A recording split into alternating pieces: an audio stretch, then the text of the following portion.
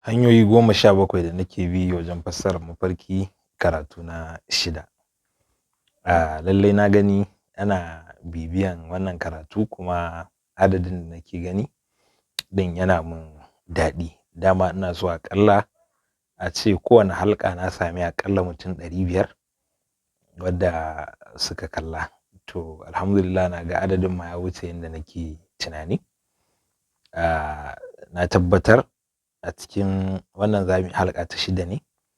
Halka guda 5 da muka yi a baya na tabbatar insha Allah tabaraka wa ta'ala mutum sama da 500 da muke samu insha Allah za mu samu wasu wanda a cikinsu za su zama ahali na koyon yadda fassarar mafarki yake. Alal aƙalli dai kowa ya ga yanda ake bi ake fassarawa.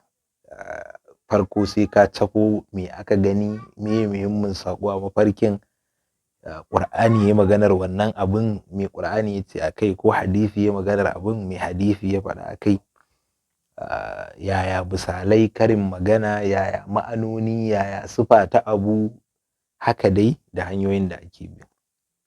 To in ba ku manta ba, gaɓan mu ta 6 akwai wata kissa wadda za ta bambance mana tsakanin ahlam da adghasu ahlam.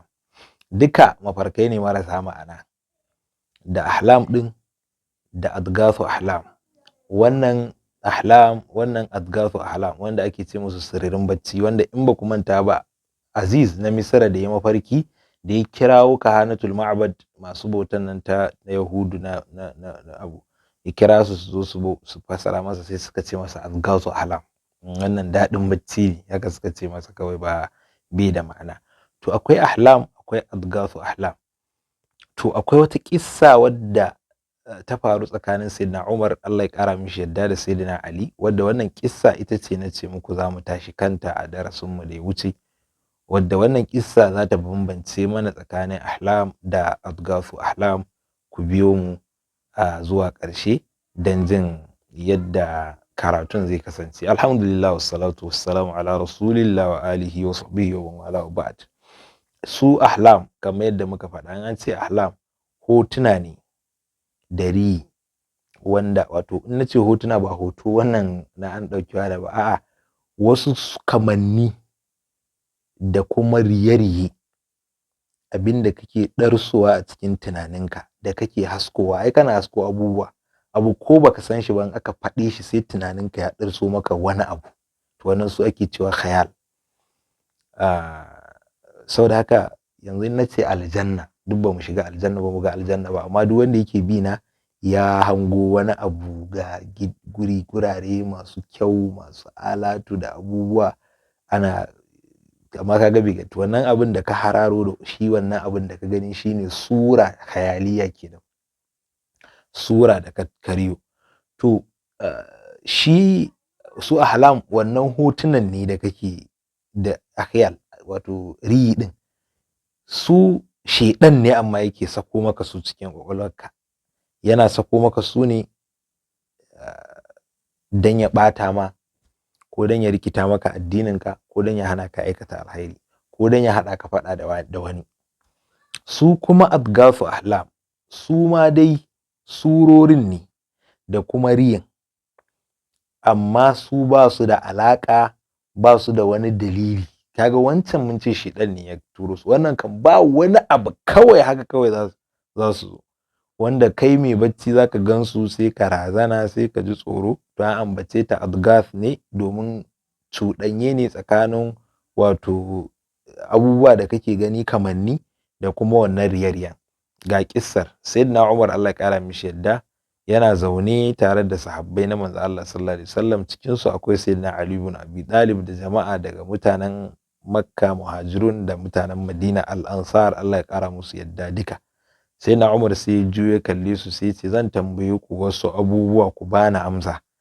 Ku bani labarin mutumin da yake yana cikin tuna abu kawai sai ya manta. Wani abu kake faɗa kawai sai ka manta. Ku gaya min me yake faruwa haka take faruwa. Na tambaya ta biyu, ku bani labari ka ji kana son mutum baka gan shi ba. baka taba ganin mutum ba amma ka ji ka kamu da sansa, me yake sa haka? Na uku kuma, ku bani labari a nau'in mafarki guda biyu, ɗayan su gaskiya ne, ɗayan kuma siririn bacci ne. Na hudu, ku bani labarin wani lokaci da daddare wanda ba wani ɗaya in wannan lokacin yayi sai ya shiga cikin firgici da razana. Duk dare ne, ku bani labari wanne ne. Sannan ku bani labari a wani ra'iha, wato wani ƙanshi mai daɗi da yake tasowa lokacin alfijir tare da wata iska.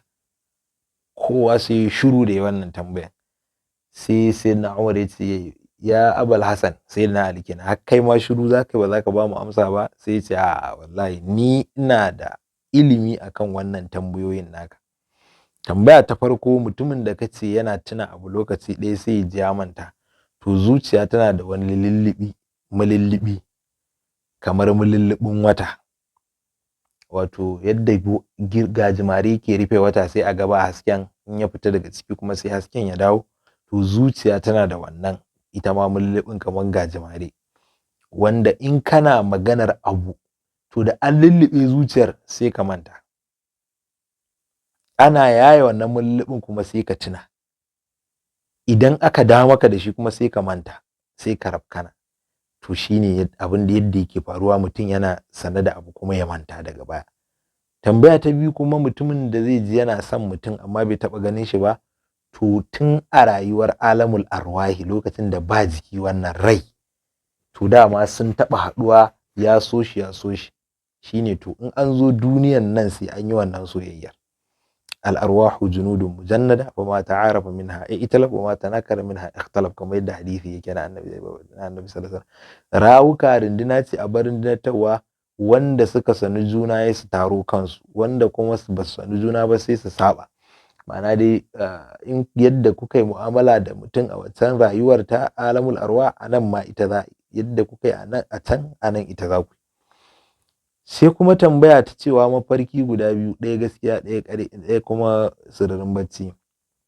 Sai ya ce ɗan adam yana da rai guda biyu, idan yayi bacci to rai ɗaya sai ya fita, in ya fita zai je wa masoyi, ran nan ya je wa aboki, ya je wa manisanci, ya je wa makusanci, ya je wa maki. To duk wanda ya je wa, wato duk inda ya je, duk abin da ya faru in dai a malakuti ne, abin da ake cewa malakuti daga sama ta 1 zuwa ta 7 ko zuwa sidratul muntaha, to wannan shi ake cewa malakuti. To duk abin da ya faru a nan to gaskiya ne. Duk abin da ya rai sama ya tashi, da ya je sama, shi abin da ya faru ya zama da a wannan alam din ya faru, to mafarkin nan gaskiya zai zama. Amma idan a cikin iska ne, kan ya je kenan, shine adgas, rai ya tashi sama kafin ya je malakuti, to sai ya haɗu da wani ran, ai wasu abun, ya haɗu da wannan, ai wannan, to duk abin da zai faru a nan to adgas ne, duk ƙarya ne, ba gaskiya bane. Amma in dai rai ya je malakuti, to duk abin da ya faru to gaskiya ne. To yau karatun nan an ji shi yadda yake. Ka ji rai kwaya ɗaya ran kuma da yake jiki, tunda ya ce rai guda biyu ne, ɗaya ran kuma to shine zai dinga, da shi zaka dinga numfashi in kana bacci, kuma zuciya tana bugawa. Yace shi kuma wannan time din na dare, wanda ba wani mutum in yayi wannan time din yayi sai ya ji yana firgita, yace to wani time ne da tekun duniya, wanda inda za a sako shi zai haɗiye duniya, to yake yin wani ɗagawa, yana neman izini gurin Allah kan, wato irin abubuwa da ake na ma'asi da waye a yi mai izini kawai ya fantsamo duniya, a dulmiyar da duniya. Saboda haka to su rawuka da muke da su suna jin wannan motsin, to shine suke firgita. Shi kuma iska mai daɗi ko ƙanshi mai daɗi lokacin alfijir din nan, idan ya bullo, to iska ce take tasowa daga ƙarƙashin al'arshi da take motsa bishiyu na cikin aljanna, to wannan daɗin ƙanshin da ake ji, to shine amsan. Yace khudha ya Umar, karbi wannan amsoshin ya Umar.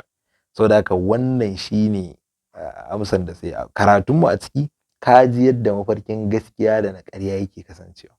Na gaskiya in ya je malakuti shine dama alamul arwah, can ne alamul arwah, nan ne rai ka ne tsura, jiki baya iya zuwa gurin, rai ne yake zuwa.